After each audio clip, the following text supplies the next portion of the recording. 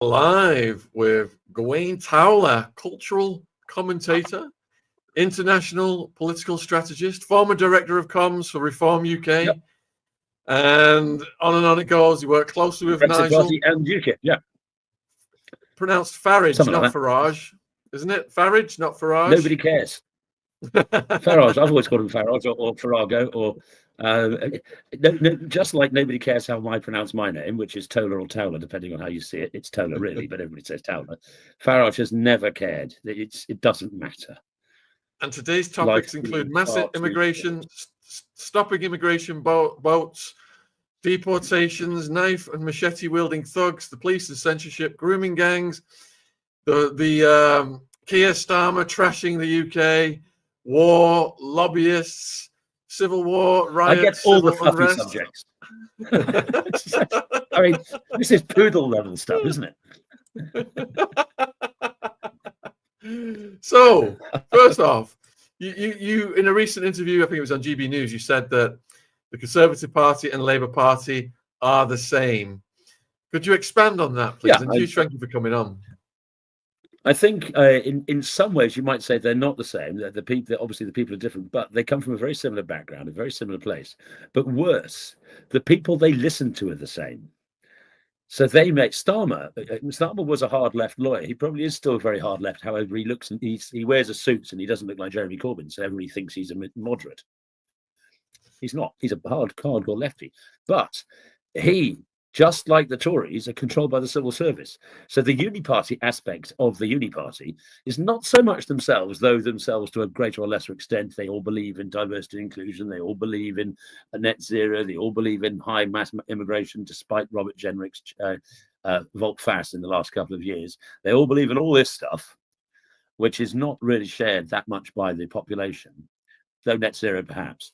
But so that's your uni-party stuff. There are people within both parties who clearly are less uni-party, but they are governed by a sort of technocratic elite who have a similar set of values. But more importantly, when they get into office, they are governed by the civil service. And the classic case in point, and this government, is the cancelling the winter fuel allowance. This is something the Treasury civil servants had wanted to do for a long time. And the Tories pushed it back and pushed it back. And Labour come in and they were completely Jim Hackard. They arrived there and this rather alleged civil servant, Treasury senior permsec or something, comes into Rachel and goes, "Oh, Mrs. Reeve, we've got this thing. You want to save some money? Got just the thing for you. I know it's a bit politically difficult. We've got a big majority. Don't worry about it. You'll be able to get it through. And we're going to save £1.5 billion. It's great." And so she goes, whoop, takes it, fully formed, whacks it out, policy, bang. Pensioners around the country think they've been kicked in the teeth. Reader, they have. And then the Labour Party goes into paroxysms of panic. People switch from Labour in their droves to Reform. Runcorn happens. We win a by-election. We take out Doncaster. We take out Durham and places like this, Labour areas. And they row back on certain aspects of that policy. However, if you're a pensioner and somebody kicks you in the teeth and then a few months later says, "Oh, I've got some nice dentures," you're not going to thank them for the dentures. You're going to remember the fact they kicked you in the teeth. And that's where Labour's got themselves, because the civil service have their own agenda. And so the uni party, yes, they all read The Guardian. Yes, they all listen to the BBC in the morning. Yes, they, etc., etc., etc. But really, the uni-party problem is the civil service itself. Why would you say that Starmer's become the least popular prime minister in the history of polls? Have you seen him? He looks like a bespectacled worm. He has the charisma of this ashtray. This is not something you think, you know what? When the work's finished, you let your hair down. I've got a really good idea. Let's go out to a barbecue at Keir's place.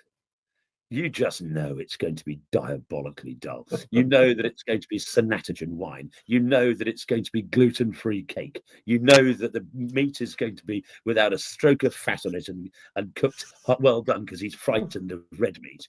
You know that the vegetables are going to be under-processed and under-cleaned because that's organic. You know it's going to be just the worst time in your life. And then his policies. If you have a business, we know exactly who he likes and who he doesn't like. We know he likes the public sector unions. We know he likes international law. We know who he doesn't like: farmers, pensioners, people who employ people who want to be employed. Let's think. The small businesses definitely. Anybody who believes that Britain has a place in the world. The armed forces. Let's say we're going to increase defence spending. We need to for NATO up to 5%. But in defence spending, we're going to call it resilient spending, and that includes buying wind turbines and buying solar panels from China, because that's good for our resilience. Rural broadband, I believe, is now a defence matter. I mean, it's preposterous. These are not serious people. So you see, the economy is in a mess. Small businesses are closing left, right, and centre. Millionaires are leaving the country, and they pay disproportionately tax, whether you like them or not. Who would do business here? To set up a business, any sort of business, requires energy costs. Whoops, there's a bad idea. 3 times more expensive in continental Europe, 6 times more expensive than America. The idea, and they keep on saying it, Rishi said it before, and Starmer says it now, we're going to be an AI superpower. We're not. We're going to be AI Burundi, because AI takes huge amounts of power and energy, and nobody is going to invest in serious AI development in this country whilst the energy costs are so high. Iceland, now there's a place to do AI. You can drill down into the molten magma and get free power. Bingo. That's where the data mines are. Bitcoin mines are all up there. And understandably. But it's just madness. What is tragic, though, when it comes to things like AI, we've got some really first-class brains.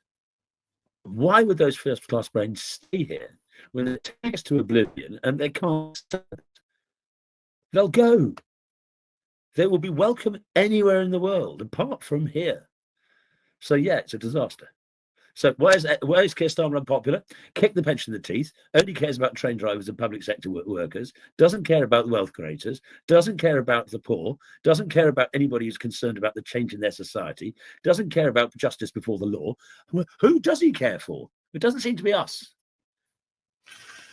Ukrainian male models. Ukrainian male models, apparently. Anyway, I've been out and interviewed some of the people protesting against Starmer, and two of the major things that come up time and time again are Lucy Connolly and Tommy Robinson and the two-tier justice system. What are your thoughts on those cases? But there's no doubt the two-tier justice system. I mean, in the Lucy Connolly case, I think it's cut and dry. She said something dumb. She was actually suffering from her own child dying. She felt absolutely appalled by the moment. Said something stupid. Didn't actually incite people. Said if for as long as I care, as much as I care, wasn't it? It wasn't go out and do it. You can go out and do it if I don't care. It wasn't, let's go and torture migrant hostel. It wasn't that, and rightly so. But she thought the better of it. A few hours later, took it down.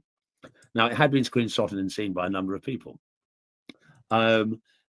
The fact that she is being kept the way she is, the fact that she's been manhandled by the police, sort of prison staff, the fact that she's not even being allowed to appeal, the fact it's 3.5 years, all of these things, I suspect she's the wife of a Tory councillor is more important than she said something dumb. I suspect that is the case. But the authorities have got themselves in such a position that they feel unable to show mercy and show decency because they've made such a big deal about it. This whole business of we can't prejudice trials. Well, actually, when you had the Prime Minister, dear Keir, standing up there 2 days after the riots kicked off saying they're all far-right thugs, that is prejudicing trials. Every single one of them was prejudiced by the Prime Minister saying that. It's an absurd thing. And so, and also, you have this problem of the duty solicitor. The duty solicitor seems to have advised everybody to plead guilty, which means it doesn't matter what was actually said. All allegations are regarded as true. Because if you plead guilty, you can't challenge the allegations in court. And so she was very ill-advised by her duty solicitor, very ill-advised. And now we are where we are. And it's a disgrace. In the case of Mr. Robinson, I think he self-martyred. He knew what was going to happen. He did it deliberately. He was well aware what he was doing. He's no fool. I think he is more sinned against than sinning, but that doesn't mean he's not a sinner. I find some of the people he surrounds himself extremely disreputable. I think he is morally, I think he is a man of a great moral courage himself, but that doesn't necessarily mean I agree with him. I don't think him being sent down was a political decision. I think it was very much, he was in breach. The courts are very jealous of their privileges, and he breached those conditions. They were going to come down with him like a ton of bricks, and they did. However, whilst he wasn't sent down for political reasons, his treatment post that, I think, can be seen as political. The way he was treated in prison, the length of his tariff. So the actual guilty verdict, no, not political. Whereas actually, I think Lucy Connolly's guilty verdict was much more political. But because Tommy, this is not Tommy's first rodeo. He's been here before. He knows what he's doing. He knows that he can raise money on the back of it, and he did, and then didn't do the appeal. So where did that money go? I mean, there are questions here, but that does not mean it was right to treat him as they did in prison. That does not mean he is not a man of some actually quite serious moral courage. I just disagree with the way he does things, and I'm very, very cautious of many of the people he surrounds himself with. I've met him a couple of times. So, I don't dislike him. So we've interviewed several grooming gang survivors on this channel, and absolutely horrific stories. And we've also interviewed people like an ex-Royal Marine who got put in prison for a Facebook post.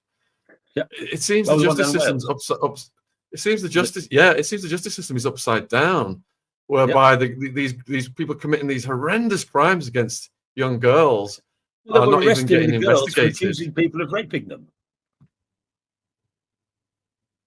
taking them back. The police taking them back to their abusers, accusing a 13-year-old of being drunk. Well, yes, I wonder why. And I don't trust this new committee they've looking at the people on it. And I think it's going to be very, very interesting. Okay, the government has been forced in part by Elon Musk and the furore he created when he noticed somebody else's tweet about the transcripts from the Oxford trial. And you and I and anybody in the UK, though of course you did spend some time away, but you and I, anybody in the UK was aware of this and was appalled. But our moment of being absolutely shocked and appalled and horrified was 15 years ago. We've got used to this. It's become part of the daily bread of the UK. Every now and then another group of 15 people are sent down for the brutal rape of kids. And it's almost got blasé. People have tried. Maggie Oliver has been brilliant. The late Andrew Norfolk was superb when he wrote the story first.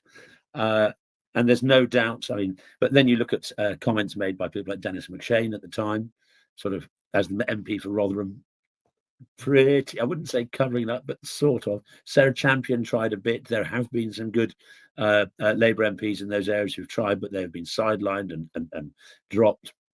Sarah Champion now in government, she was good once, but she was, how dare you call them this? It's like, well, because they are.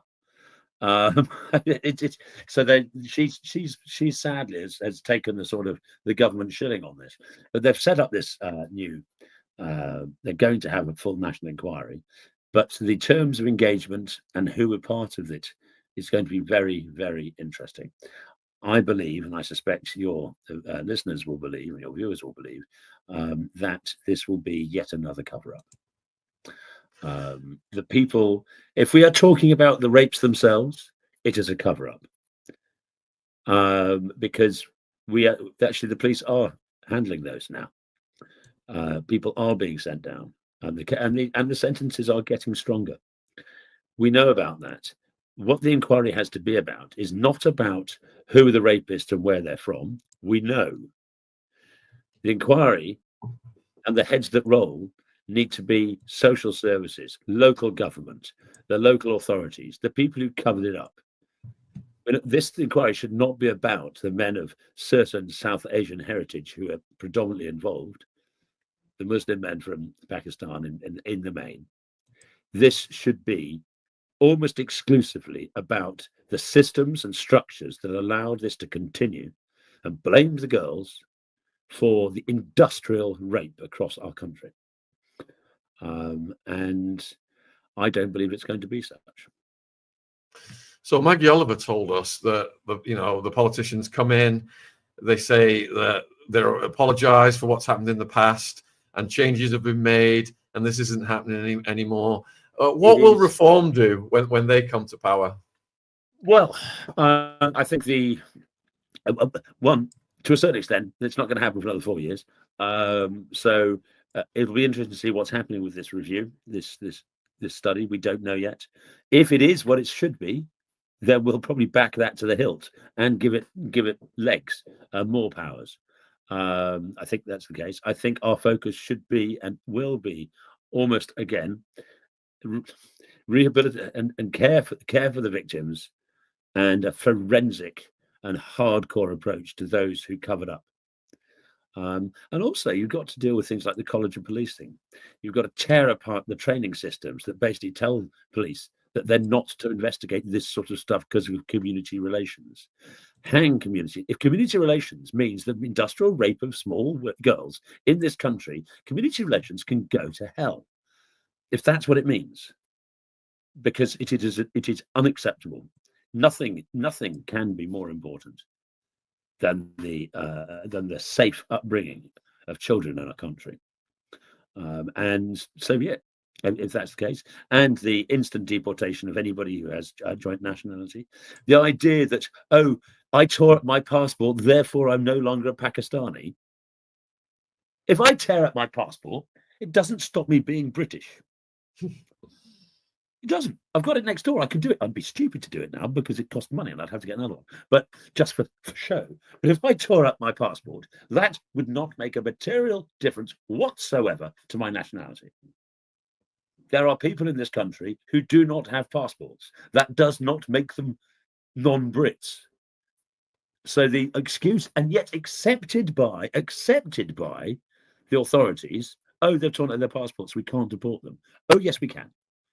And you can turn to countries such as Pakistan and say, right, you take these people back or else. And they go, oh, so what? What? Well, okay. No trade deals, no this, no that. Any aid we give you, any defense aid, anything, you go. Nothing until you accept them back.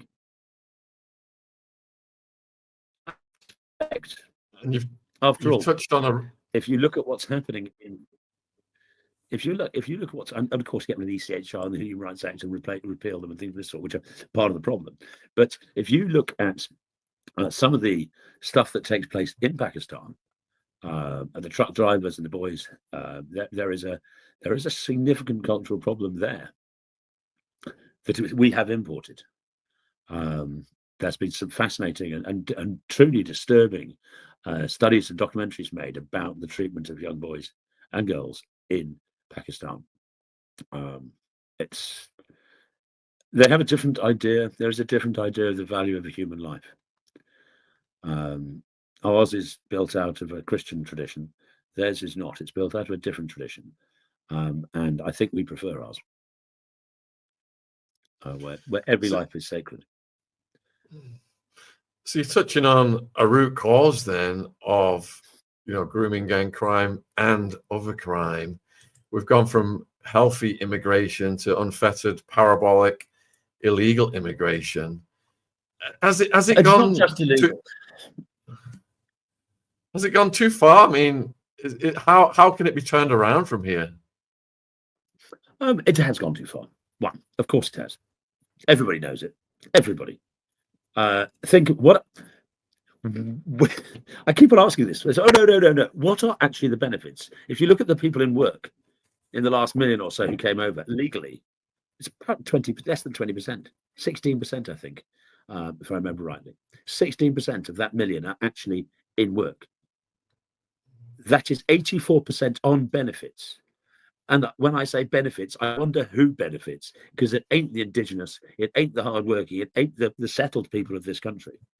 And by settled, I do mean first and second generation migrants who've come here and have stuck to it and been law abiding and all the rest of it. I don't mean, as I'll no doubt be accused of being, just white people. But when you have a government that says the only people of value are immigrants, it sticks in the craw of the vast majority of the people of the country, including, dare I say, a lot of those people who are immigrants who came because they believe in what our society stood for. And they are just as disgusted. It is no surprise to me. I was out campaigning a couple of weeks in Fulham, of all places, and there were, in the 20-odd people there, there were at least 4 or 5 who were of migrant status, and who were non-white, shall we say. And this is increasing. You go to reform events increasingly, particularly in areas, obviously, not in places like North Dorset, where it's 99% white. So guess what? So's the group of people who turn up.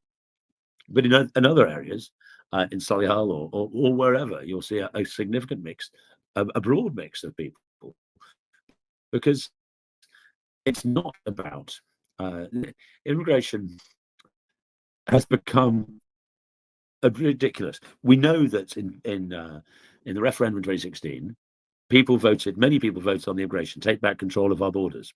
That's what they were sold. And which is why, after 2016, if you look at the salience in opinion polling of what's the most important subject, immigration dropped off the cliff as an important political subject, because people believed that they had voted to control the borders. Actually, what they had voted for was to give the government full control. And we had a government led by a Tory party that believed in open borders. And so there you had the Boris way, this vast number of people who came in. The idea that, our friends on the continent would all run away. Over 7 million EU nationals took permanent British status in those 2 years after when they were allowed to.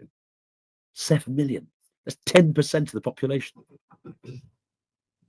And then you add the family returns and all the rest of it, and when people come over as students, they're allowed to bring half their family. That's changed recently, but that was the case. If you got a degree, if I was lucky enough to get myself a master's course in Harvard or whatever, I would not think that the Americans must allow me to bring and put on local benefits, by the way, and must allow me to bring my grandparents with me. And yet we allowed this sort of thing to happen. So it became clearly to the detriment of the people of this country. As I say, what are the benefits? Who gets the benefits? It's not the people here. It's not the people who pay. And thus, the whole thing is over the top and beyond acceptance. So you have to do various things. ECHR, as I mentioned, the European thing on human rights. You've got the Human Rights Act. Those have to be changed. We have to withdraw from some of our international agreements. Fine. People do it all the time. This idea that a treaty agreed is a treaty forever is a joke. I mean, it just isn't. It's a treaty for when it's useful. And that has always been the case. And the idea, you can't be trusted in international law if you come out of a treaty, it's rubbish. Everybody does it, and it's understood. But it is an argument used by the left to argue that once we've signed up to something, we have to stay there. We don't. So there's that. Then you have to change the incentive structure. You just have to change the incentive structure. So when it comes to illegal immigration, we're looking at a vast increase. I love this. We smash the gangs.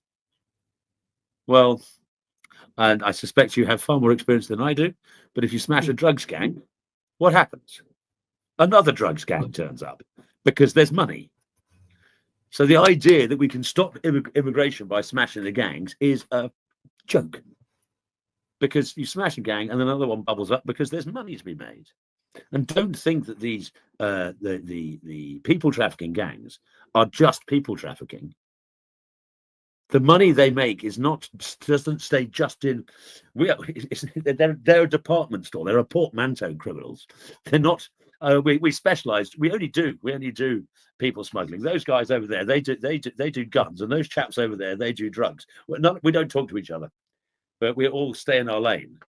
Rubbish, utter rubbish. So that the idea that you stop illegal migration by smashing the gangs is just as fatuous as you stop drug running by smashing the gangs. We've been in war on drugs for what, 30, 40, 50 years? And we're not very good at this war, are we? Basically. So it's a joke. So you have to change the incentive structure. In the case of drugs, maybe change the incentive structure by legalizing it and taking the criminal element out. That would be one way of dealing with it. At least it would address that criminality aspect.